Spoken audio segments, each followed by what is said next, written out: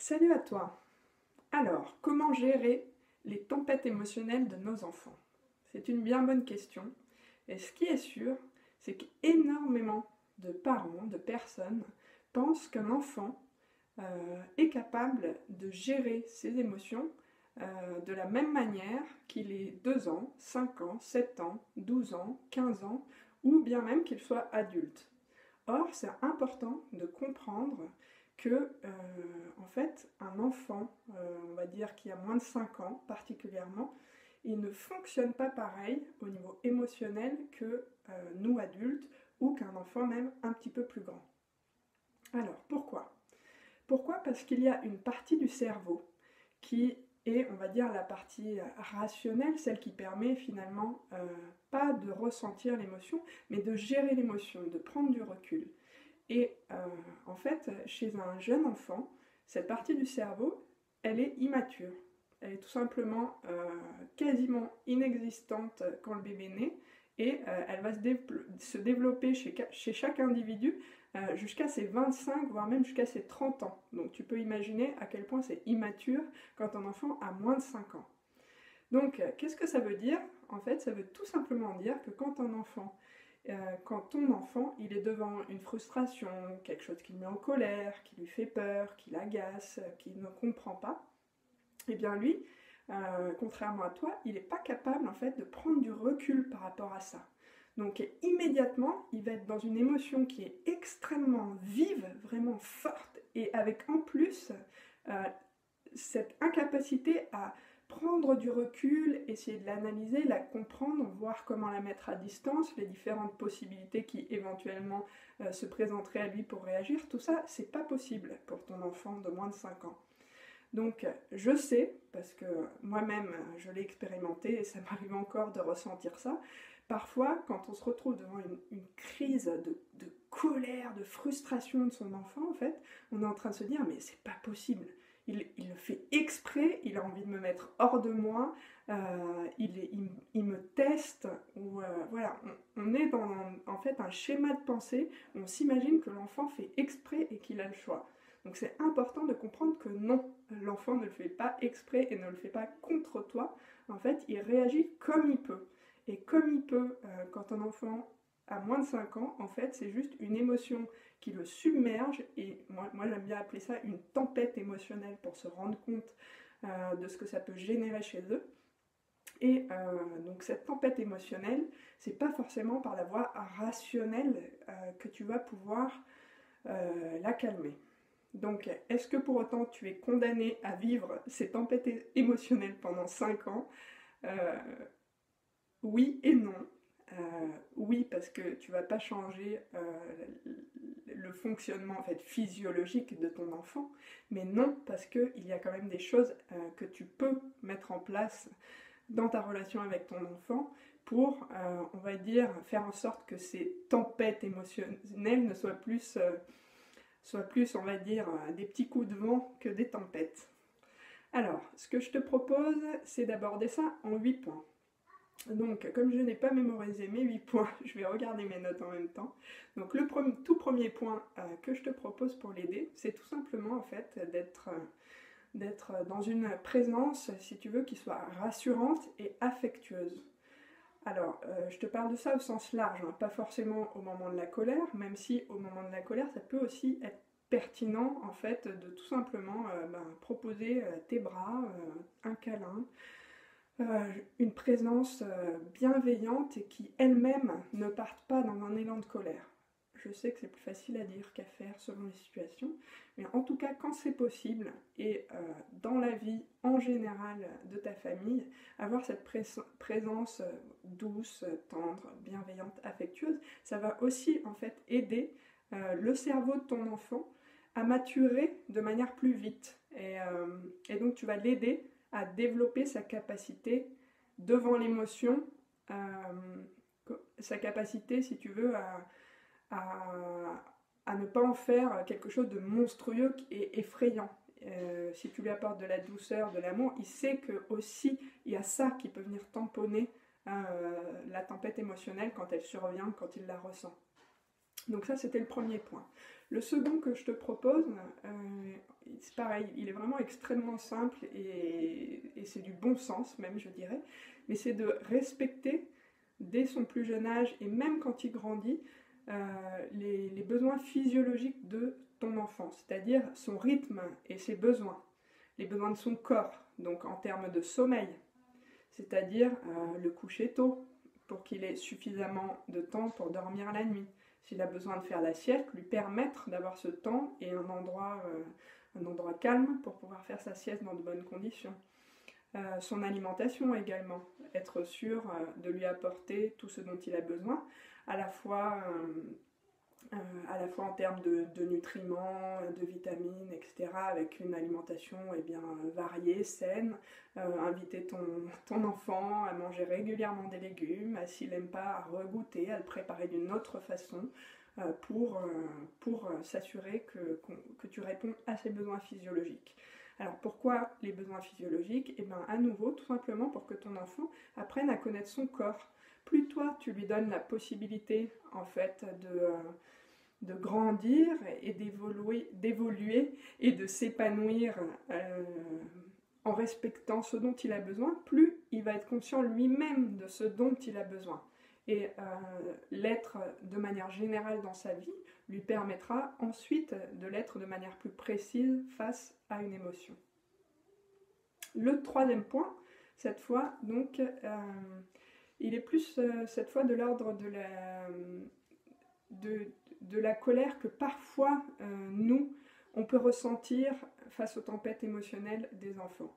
On a très vite fait, en fait, de tomber dans des phrases qui sont de l'ordre de la généralisation. Donc une phrase par exemple, tu n'écoutes jamais rien, parce que ton enfant n'est pas en train de t'écouter à ce moment-là. Et toi tu lui dis qu'il écoute jamais rien. Ou les étiquettes du genre mais tu es infernal, tu es intenable, tu es vraiment un enfant colérique, tu es un enfant capricieux. En fait l'ennui de ces phrases-là, c'est qu'on est en train de coller cette étiquette sur l'enfant de manière définitive. On est en train de lui dire « tu es comme ça ». Alors que dans ce moment-là, peut-être qu'il est en train de se comporter de cette manière. Mais ça ne fait pas de lui une personne qui est tout le temps de cette façon-là. Peut-être que là, en ce moment, il est en train d'être en colère. Mais est-ce que ça fait de lui quelqu'un de colérique dans l'absolu? Je ne crois pas. Donc en fait, à coller des étiquettes et faire des généralisations, c'est une manière inconsciente et involontaire de dévaloriser son enfant et de ne pas l'aider à prendre confiance en lui face aux émotions. Au contraire, même parfois ça génère une façon de rentrer dans la case, puisque je suis quelqu'un de colérique, allons-y, je vais les faire mes colères. De toute façon je suis colérique, on m'a collé l'étiquette, donc on va y aller, les colères je vais les faire. Donc être vigilant à ça. Ça nous arrive à tous, sincèrement, de prononcer ce genre de phrase, mais simplement en prendre conscience et puis essayer de s'en libérer au fur et à mesure. Quatrième point, alors, j'ai une petite question pour toi en fait. Toi quand tu étais enfant, ou toi aujourd'hui, est-ce que tu aimes recevoir des ordres? Moi je te réponds pour moi, j'ai horreur de ça. Tu me dis fais ça, c'est sûr que je ne vais pas le faire. Alors que si tu m'amènes petit à petit à penser que peut-être c'est moi même qui ai pris la décision de faire ça, parce que tu m'en as montré l'intérêt, parce que tu as suscité de l'enthousiasme pour telle et telle chose, alors je vais aller le faire. Et ton enfant, c'est exactement la même chose.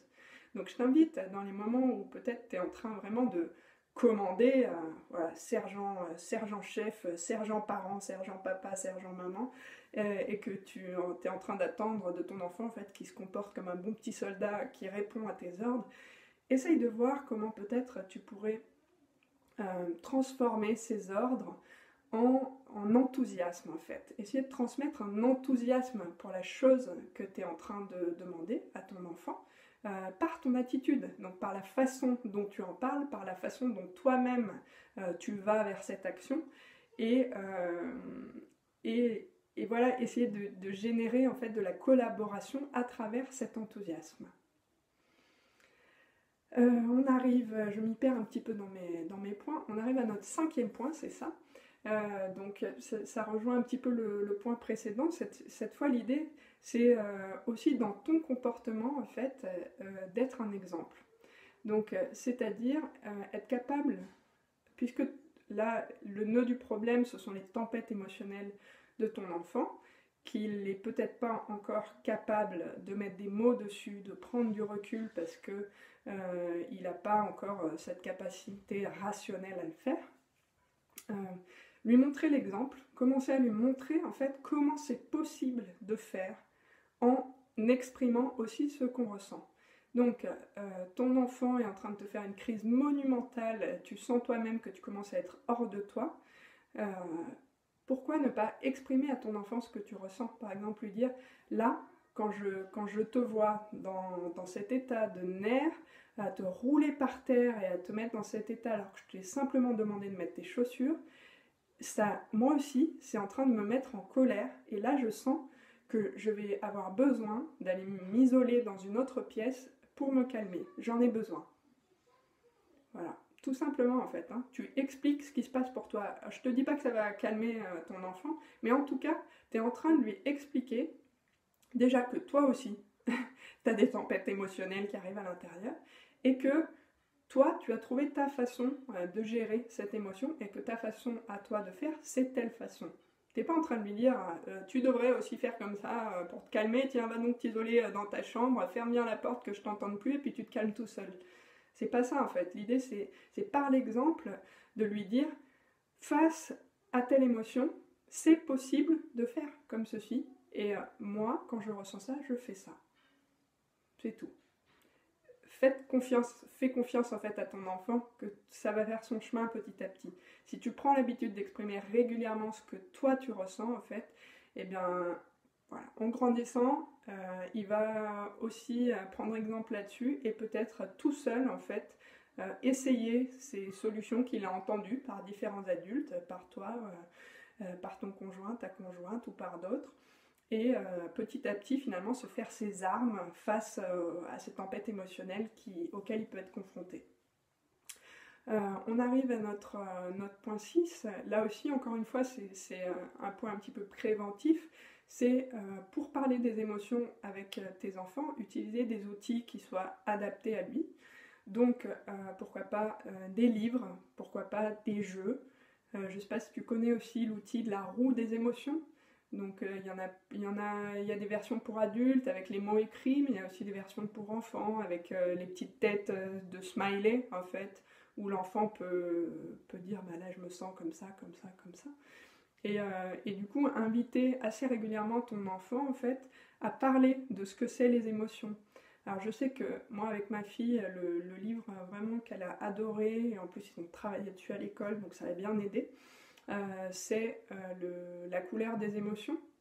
Donc c'est peut-être un livre que tu connais. Quoi qu'il en soit, juste en dessous de cette vidéo, je te mettrai le lien vers ce livre.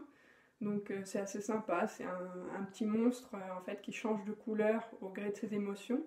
Et je pense que c'est assez imagé pour des enfants justement qui sont petits. C'est dans une histoire et ça permet de commencer à en parler et de les inviter en fait à peut-être exprimer quand même quand ils sont pas dans une tempête émotionnelle, mais à la fin de la journée, ben là comment tu te sens, et puis ils choisissent il y a le petit bonhomme de la joie, de la sérénité, de la peur, de la colère et de la tristesse. Donc ça reste assez sommaire, mais en fin de compte, rien qu'avec ces 5 émotions, on peut déjà exprimer beaucoup de choses.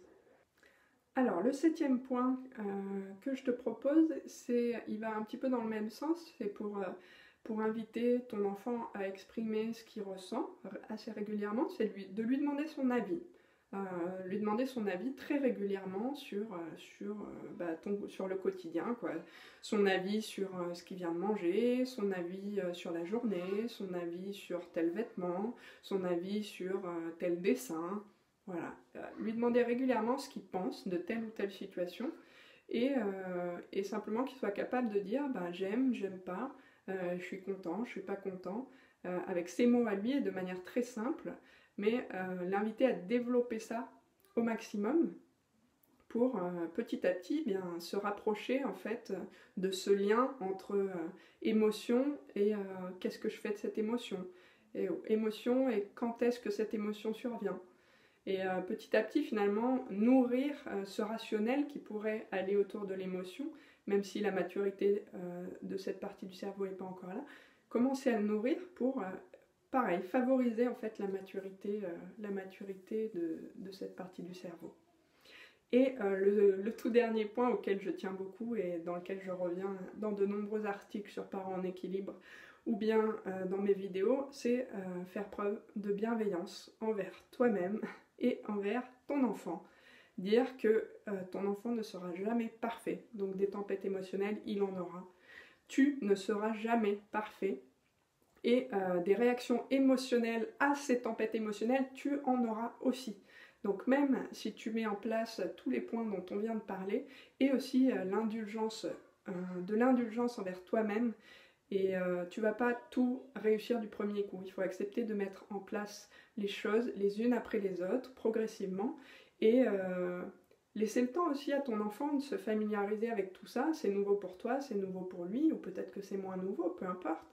Mais voilà, vous laissez le temps à lui et à toi de cheminer par rapport à ça et ne pas te dire à chaque fois que ton enfant fait une crise de colère, je suis une mauvaise mère ou je suis un mauvais père, regarde dans quel état il est. Non, tu n'es pas responsable de sa colère et c'est plutôt sain en fait hein, d'éprouver de la colère, même si c'est pas agréable, et ben c'est sain et c'est utile. Donc ces tempêtes émotionnelles, en fin de compte, voilà, je t'invite à pas forcément en avoir peur et puis à aborder ça du mieux que tu peux et avec indulgence envers toi-même.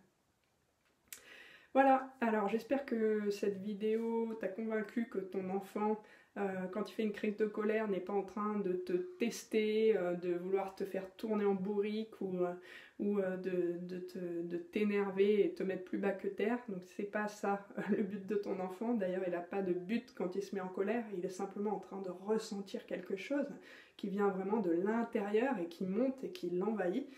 Et voilà, j'espère que je t'ai aidé à comprendre ça et que tu as trouvé utile les différents points que je t'ai énoncés pour accompagner ton enfant à accueillir cette émotion et petit à petit à progresser aussi face à ces tempêtes émotionnelles.